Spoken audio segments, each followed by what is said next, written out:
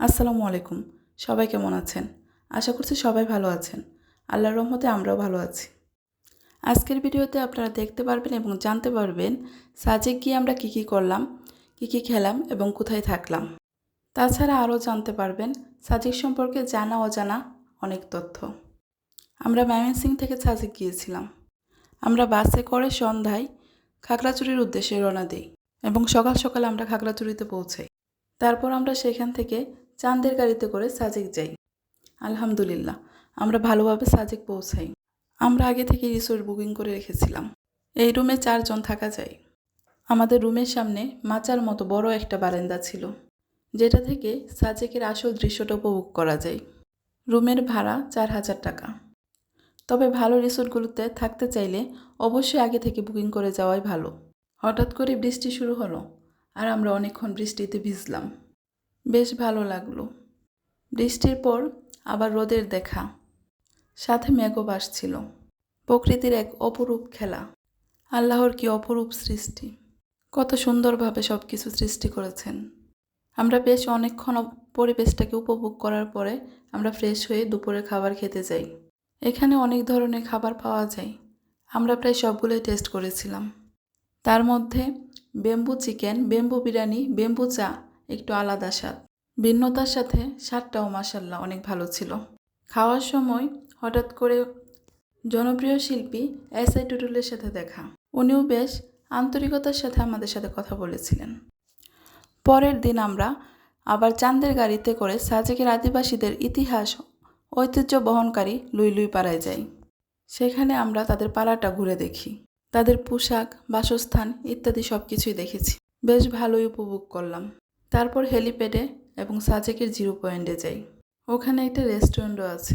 আমরা ওখান থেকে চা কফি খেয়ে সাজেকের সর্বোচ্চ চূড়া, যা সমুদ্রপৃষ্ঠ থেকে 1800 ফুট উচ্চতায় অবস্থিত, কংলাক পাহাড়ে যাই। এখানকার মানুষের জীবনযাত্রা অনেক কঠিন। অনেক কষ্ট করতে হয় তাদেরকে। তাদের মালামাল বহন করাটাও বেশ কষ্টসাধ্য। আমরা ওখানে উঠে অনেক ক্লান্ত হয়ে যাই। তারপরে একটু বিশ্রাম করে পানি টানি খেয়ে কিছুক্ষণ ওইখানে আদিবাসীদের সংগ্রামী জীবনযাপন দেখে আবার রিসোর্টের উদ্দেশ্যে রওনা করি। সাজেক ভ্রমণ অনেক কষ্টসাধ্য হলেও অনেক সুন্দর একটা জায়গা। সুযোগ পেলে অবশ্যই একবার হলেও সাজেক যাওয়া উচিত। আমাদের সাথে বিদেশ ফেরত এক দম্পতি গিয়েছিল। তারা আলাদা থাকলেও বেশ মিশুক ছিল। তারা শুধু আমাদের সাথে চাঁদের গাড়ি শেয়ার করেছিল। সকালের দৃশ্যটা ছিল অসাধারণ। মনে হচ্ছিল আমরা মেঘের উপর ভাসছি। আমাদের বারান্দা থেকে মেঘ ছোঁয়া যাচ্ছিল। সাজেকে মূলত লুসাই, পাঙ্গুয়া এবং ত্রিপুরা উপজাতি বসবাস করে। সাজেককে রাঙামাটির ছাদও বলা হয়।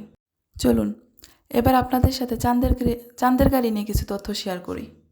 চাঁদের গাড়ি নিয়ে যদি আপনি দিনে দিনে ফিরে আসেন তাহলে ভাড়া পড়বে 7500 টাকা। আর এক রাত্রি যাপন করলে 9300 টাকা। আর যদি আপনি এক রাত থাকেন, সাথে পর্যটন এলাকা ঘুরে দেখেন, তাহলে আপনার ভাড়া পড়বে 10,700 টাকা। আর 2 রাত্রি যাপন করলে আপনার ভাড়া পড়বে 11,500 টাকা।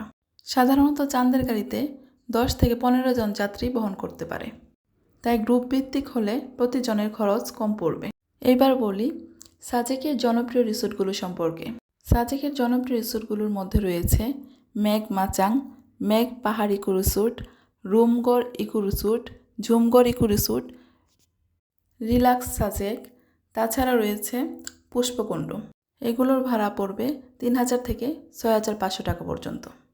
তাছাড়া কম বাজেটেরও রয়েছে, যেমন সাজেক ক্লাসিক, মেঘ কাব্য, সালেকা। এগুলোর ভাড়া পড়বে 1500 থেকে 3500 টাকার মধ্যে। ধন্যবাদ সবাইকে। আল্লাহ হাফেজ।